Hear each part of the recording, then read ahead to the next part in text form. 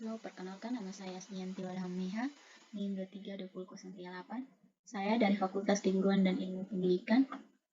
Saya dari Prodi Pendidikan Biologi.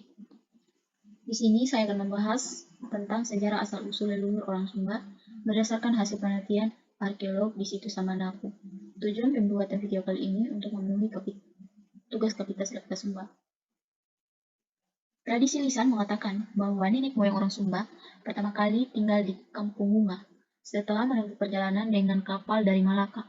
Bunga berasal dari Kabunga yang berarti asal, seperti nama desa Bunga, Kecamatan Haharu, Sumba Timur. Ini dipercaya sebagai kampung asal-usul orang Sumba. Dari kampung inilah kemudian mereka menyebar ke wilayah lain. Riset genetika orang Sumba yang merupakan campuran haplogroup Austronesia, Papua, dan Asiatik ditemukan di Bunga, menguatkan cerita desa itu sebagai kampung pertama Pulau Sumba. Sejarah penghunian Sumba adalah rangkaian dari persebaran leluhur Austronesia di Nusantara yang diperkirakan sejak 3.500 tahun yang lalu.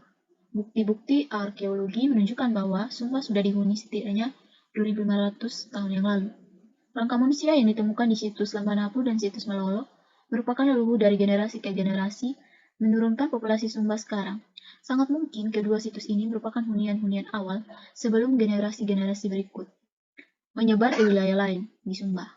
Persebaran yang berlangsung seiring perjalannya waktu akhirnya menjadikan keseluruhan wilayah Pulau Sumba dihuni seperti yang kita lihat sekarang.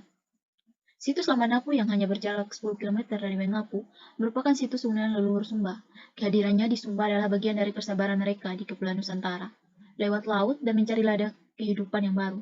Lambanapu yang menempati lembah di sekitaran daerah aliran sungai Kamaniru sebelum bermuara ke laut merupakan pilihan yang tepat karena merupakan lingkungan yang ideal.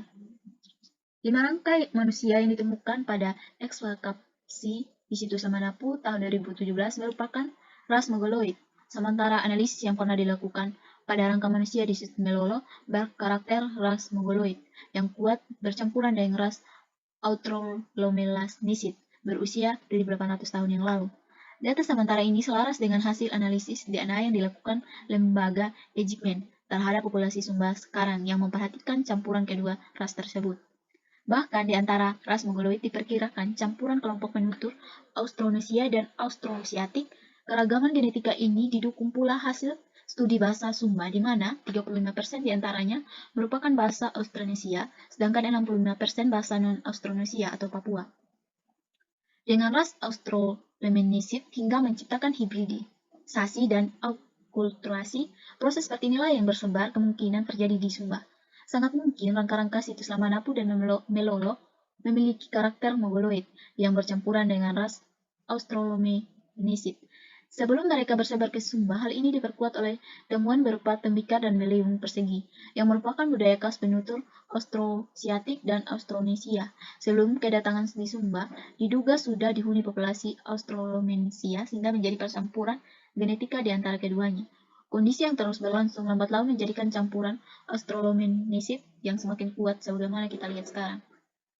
Situs Lambanapu merupakan situs kunci dalam pemahaman kehidupan leluhur Austronesia dan atau tentang siapa yang disebut sebagai populasi asli Sumba. Individu-individu yang dikuburkan di situs ini merupakan leluhur yang turun-temurun dari generasi ke generasi.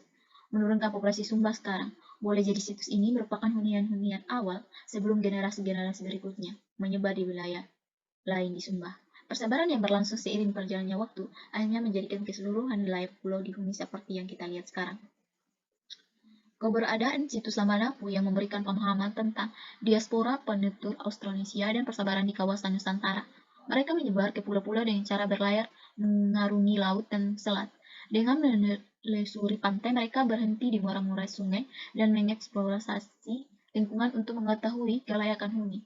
Kelayakan Lambanapu yang tidak jauh dari sungai menunjukkan model persebaran semacam ini.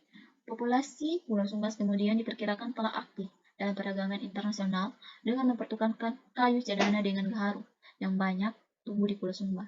Sekitar abad-abad sebelumnya dan sesudah Masehi, budaya megalitik memasuki Nusantara, termasuk Sumba. Inti budaya merupakan kepercayaan terhadap arwah leluhur ini. Rupanya kompatibel dengan alam pikir masyarakat Sumba, sehingga menjadikan diterima dan berkembang luas, bahkan berlanjut sebagai tradisi menembus waktu. Pemujaan roh yang merupakan inti dari budaya megalitik itu masih terus bertahan di wilayah Sumba, tidak dapat dilepas dari pengaruh Marapu. Sumba adalah bagian yang tak terpisahkan dari kawasan hingga sekaligus menguatkan nilai keindonesiaan. Di sisi lain, penggalian dari pemasarakatan nilai-nilai itu akan menumbuhkan pemahaman tentang siapa orang Sumba, hingga melandasi penguatan karakter dan penemuan kebanggaan, sekaligus menginspirasikan kemajuan dan kemudian bermuara pada peningkatan kontribusi bagi bangsa di masa depan. Sekian video dari saya, sekian dan terima kasih.